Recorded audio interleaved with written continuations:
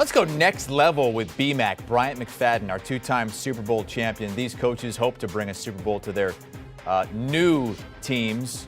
Brian Daboll among many coaches with offensive coordinator backgrounds just this past season who have taken over the head coaching ranks. Of course, Josh McDaniels, he's done it before.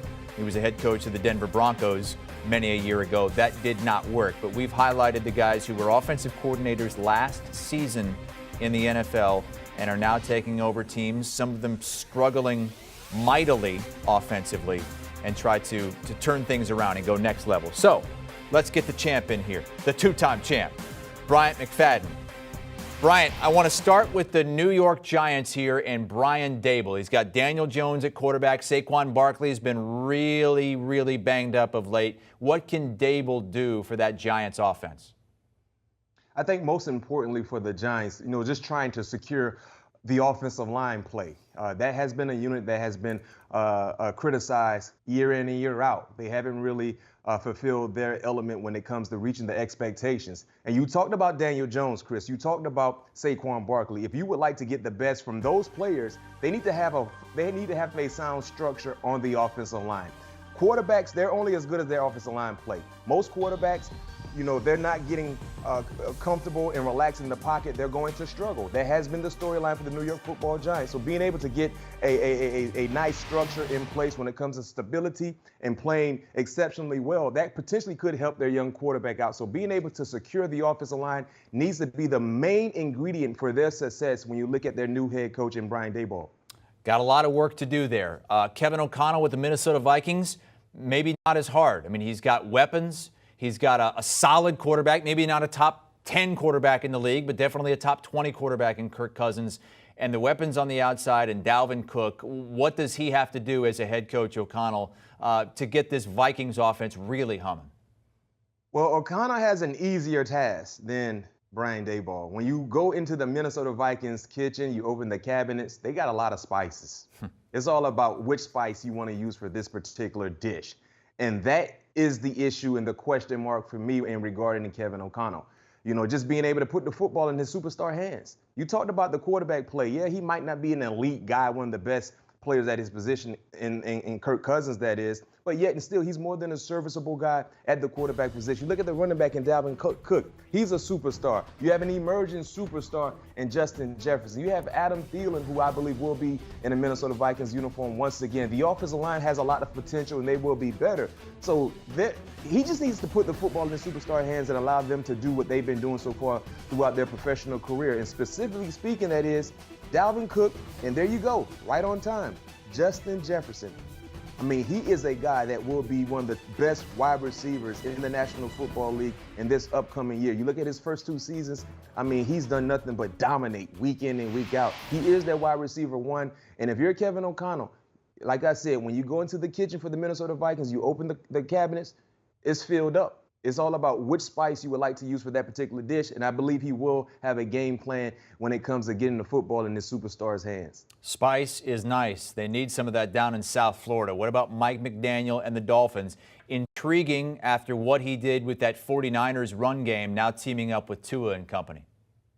Yes, and when you look at what he was a part of in San Francisco, the running game was the main element to their offense, and then utilizing the play action. Now, looking at the Miami Dolphins a year ago, they were bad when it came to running the football. I think they ranked 30th in the National Football League, only averaging 92 yards on the ground per ball game. That's not winning football at all. So for McDaniels, when you look at what he has going for him in Miami, finding a way to establish the running game, because if they can run the football similar to what they did in San Francisco, one would think the play action would be available. One would think Tua Tagovailoa would be a more efficient quarterback. And I understand people may say, well, they don't have a featured running back in Miami. Myles Gaskin was the guy last year. And you look at what San Francisco did. They didn't have the ideal feature running back as well. Elijah Mitchell was the bell cow for that offense, a guy who many people didn't know who he was until mid part of the season. And guess what? He was very, very productive because of the scheme, because of the blocking. So if they can kind of do some of the same things they did in San Francisco,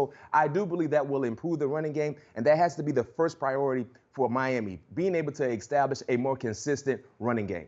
We're talking about former offensive coordinators, guys who were offensive coordinators last season in the NFL who have been given the reins as head coaches for teams in the NFL. Let's move on to Nathaniel Hackett and the Denver Broncos. BMAC, it's an offense that has been bad for many years. They have a defense good enough to compete. So if you can put up some points, you have a real chance in the AFC. No question. And when you look at Nathaniel Hackett, the new head coach, remember where he just came from, right? The Green Bay Packers. So this is easy for me. Add Aaron Rodgers to your team. If you add Aaron Rodgers to your team, playoffs, they're right there within reach. Getting deep in the playoffs, they're right there within reach. You talk about some of the key elements they already have on their team. Offensively, let's look at the pass catchers. Yes, they might not have a Davante Adams-like player on their offense, but collectively, their pass catchers would be better in totality than what Aaron Rodgers had in Green Bay. And I'm not talking about just one player, I'm talking about the entire unit. Jerry Jeudy, Cortland Sutton, Tim Patrick, Noah Fant. You add Javonte Williams to the fold as the running back. I think he's going to have an exceptional second year for the Denver Broncos. And you add Aaron Rodgers to the fold, not to mention you might be able to sprinkle a vet here or there via free agency. This team would drastically improve. So it's easy for me when you look at the Denver Broncos, the new head coach, Nathaniel Hackett, find a way to add Aaron Rodgers. Find a way to get it done, and you have a chance. If not, maybe not so much. How about Josh McDaniels, who knows what it's like to be the head coach there in Denver? Now he's back in the division once again with Vegas and Derek Carr and a team that did make the playoffs last season. Yeah, and it's similar to Minnesota, right, Chris? When you walk into the kitchen for the Las Vegas Raiders, you open the cabinets, you got spices there, but you're missing one key spice. Whenever I'm cooking my fried chicken, my go-to spice is garlic powder. If I don't have garlic powder, my fried chicken won't taste, it won't be at its best.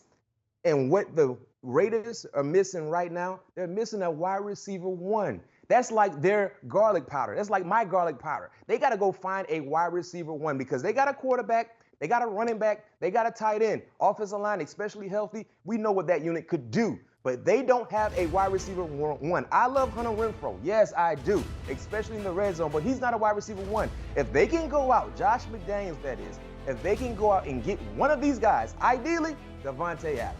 I mean, if you can make that happen, wow, look out. But if you can't go get a guy like Davante Adams, you got some other nice names on this list that would definitely improve their offense, that would indefinitely take their offense to another step, especially within their division. So me personally, Mike Williams, Chris Godwin, Davante Adams clearly would be tops on the list. But if you can't go get Davante, what about a Mike Williams? And not to mention, if you add Mike Williams to your offense, you're plucking him away from a divisional foe in the Chargers.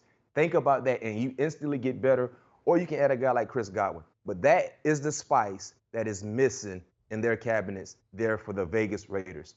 They don't have any garlic powder, or they don't have any wide receiver ones. They got to go get a wide receiver one. Is that why you sent that Cornish game hen back from room service at the Super Bowl a couple of years ago? It didn't have enough garlic on it? It didn't have enough garlic on it. You remember that, Chris? I was so disappointed in what I ordered. Got the Cornish game hen from room service at the hotel in Atlanta. Why did I even do that? That didn't make any sense. I bet you'll never do it again. BMAC with us here on CBS Sports HQ, looking to fix some offenses around the NFL. You can hear him on the All Things Covered podcast with Patrick Peterson. Latest episode, really diving into Carson Wentz's future with the Colts. Is there one? And maybe a possibility of an Andrew Luck return. That's on the very latest All Things Covered podcast. Do you want a sports network that delivers everything that matters about the game? The highlights, the picks, the instant analysis, no yelling, no fake debates, no politics.